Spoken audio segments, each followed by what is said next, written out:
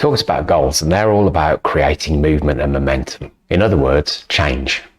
So even though we've talked about that performance and non-performance cycle of above and below the line and what causes people to drop below the line, the only failure is the failures to try, which is caused by fear, and I know.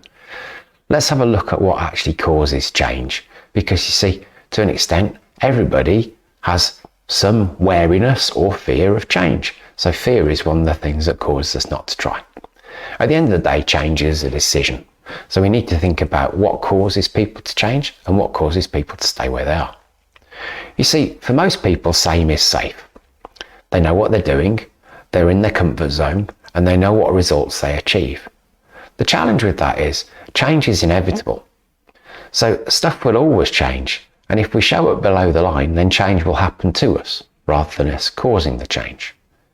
So whether we think that we'd like to stay the same or not, we always have to really choose to be different if we're going to be above the line and take responsibility for our lives. So it's really important to understand the dynamics for change. Let's have a look at the formula for change.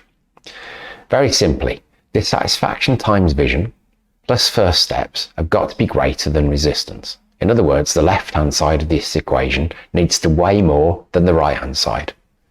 Now, we're all resistant to change at one level. Let's talk about the definitions. So dissatisfaction, the stuff we're not happy with. Vision, the stuff, how we can see it can be different, how we can see it can be better. First steps, the process, the bridge to take us from dissatisfaction into vision. And resistance, the thing that's holding us back. Now, the first really important thing to cover here is this. Emotion and logic. Now, we buy on emotion, but we justify on logic. 80-20, 80% emotion, 20% logic. Now, I said we buy on emotion, but justify on logic. Why? Because it's much easier to put logic into words. So quite often we'll make an excuse about not doing something because the process, the first steps aren't clear enough. But if you look at the power in this equation, that's not where the power is. What really needs to happen is we both need to be dissatisfied and have vision as to how it can be different, and only then can we create change. Often it's easier if we put some numbers into this equation to demonstrate how it works. So if we think about it from a maximum point of view, let's say that dissatisfaction, vision and first steps can operate on a 1 to 10 scale. So for dissatisfaction, 1 is no dissatisfaction or very little dissatisfaction, 10 is completely dissatisfied. From a vision perspective, 1 is no vision as to how it can be different, 10 is a really clear vision on what you'd like to be different. Let's call those really high quality goals. First steps, 1 is no idea what to do, 10 is very clear on the process. And let's say resistance runs from a 1 to 100% scale. If we look at the maximums then, if we're 10 out of 10 dissatisfied, times 10 out of 10 on vision, 100, plus really clear on the first steps, 10, 110. Well, it is greater than 100, but because we're 100% resistance to change, there's really probably not enough of a differential to cause us to change. So let's think about how the equation can work then. Let's imagine we're really dissatisfied, 10.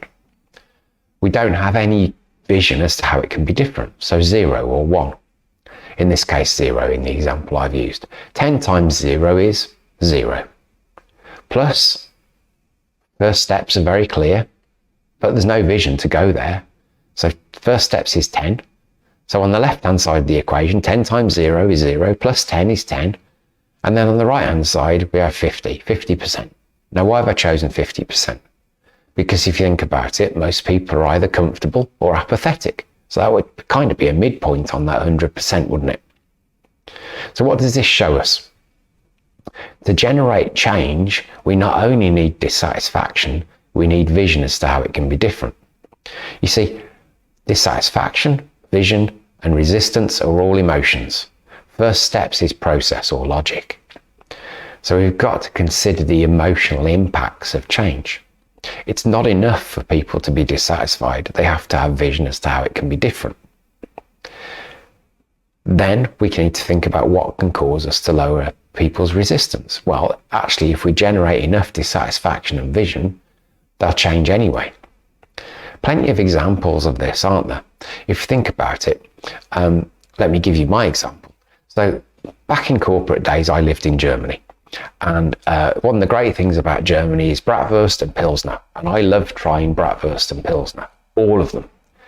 Now, you can imagine, as a result of me trying Bratwurst and Pilsner, let's call it executive spread.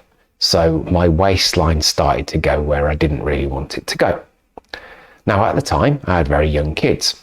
And I made some great excuses about why I didn't go to the gym. I didn't have time because I'd got young kids. Great excuse.